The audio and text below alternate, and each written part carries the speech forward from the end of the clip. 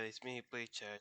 Today we will be talking about Volume 8. It's sort of in depth because, to be honest, I do want to make videos about Volume 8 and whatnot. So if I do discuss those video ideas over here, that would kind of ruin those videos. So that's why I'm not going to go in depth into it. But this is just my general, mutual feeling and thoughts about it.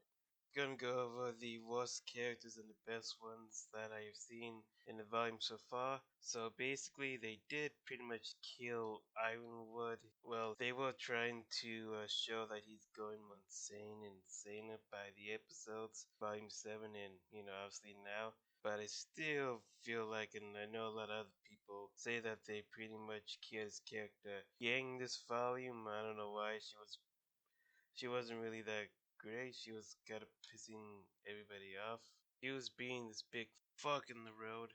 Out of everybody that I heard of, nobody really seemed to like Yang this episode because of a little drama that she had with Ruby. And what was with that? Yeah, Ruby part that Yang did. Like, what she think about Blake at that time? Or talk about Blake instead of Ruby? I guess we'll get that in the commentary, but did not like her interactions with Ren at all. Oh, speaking of Ren, best boy this season, Ravine.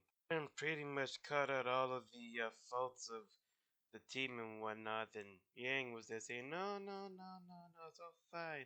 Trying to disprove Ren's argument when we, the audience, know that, yeah, Team really messed up quite a bit in the past. And also got to evolve his aura even more so by being able to tell what emotions people are feeling. Felt like Ren when he was arguing with Yang. It felt like he was like the voice of the RWBY critics or something like that to me. That's just how it felt.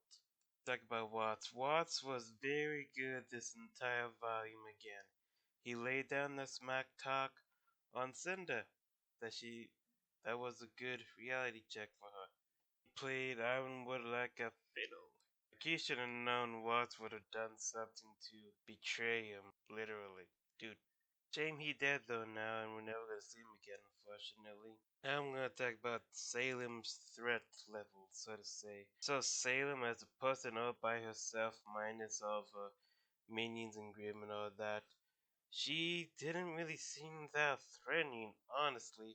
Like, we saw a fight, like, she just supposed to, like, took the blunt of the attacks, and I know she was abusing her immortality and everything, but still, it did show weakness of Salem that is, if you damage her consistently enough and whatnot, and if you have the technology or whatever to restrain her where she can't escape or something, you could literally contain her in something for the rest of her eternal life. And as long as she doesn't get out, you don't really have to worry about her ever again. I don't know if anybody else thought about that. It's just something that I noticed. Like, she does have her moments here and there, but ultimately, I don't really see her that threatening as a villain all by herself. Plus, she just doesn't really do that much anyway. She just let minions do everything. And on the battle of, she just did that UG stream thing as well. So I'm like, okay, whatever. The one big thing that I am pretty glad about that happened during this volume is that the villains basically got a win. Like, yay, finally. I was so used to like 4 or 5 volumes that the heroes are somehow, somewhere gonna get the debut, but no, the villains won, yeah. And they were stakes as such. I was like, yes, I missed this from volume 3. Yes, mwah, beautiful. And now we really don't know what's gonna happen next, which is pretty much a good thing because it leaves that mystery. Like people wonder, like, Team Ruby, we don't know where they at except maybe on this island thingy after the credits. And Atlas fell and all that, so like, what's gonna happen now? What's gonna happen next? There's like went to Oscar and Emerald to save the people, try and get them to safety, but they're in a sandstorm in Vacchio. We don't know exactly where in Vacchio they are. Like, would they be saved? Maybe, possibly. I'm not sure.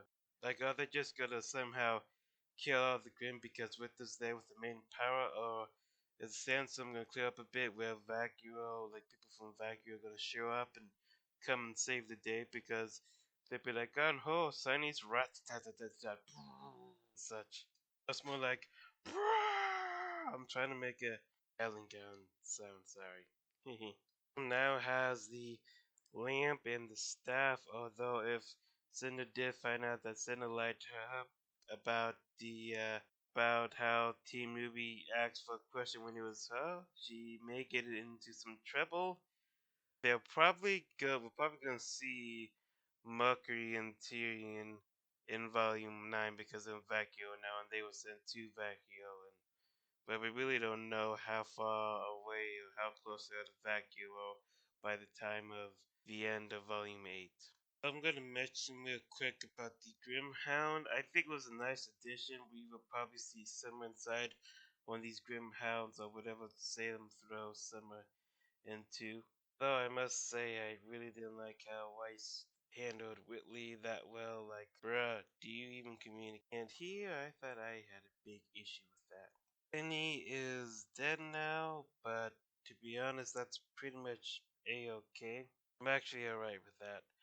A lot of people called that Penny was probably gonna die this volume anyway, so I'm not really surprised that they did kill Penny. So that's it for my quick review, kind of in-depth review of RWBY Volume 8. I hope you guys liked it.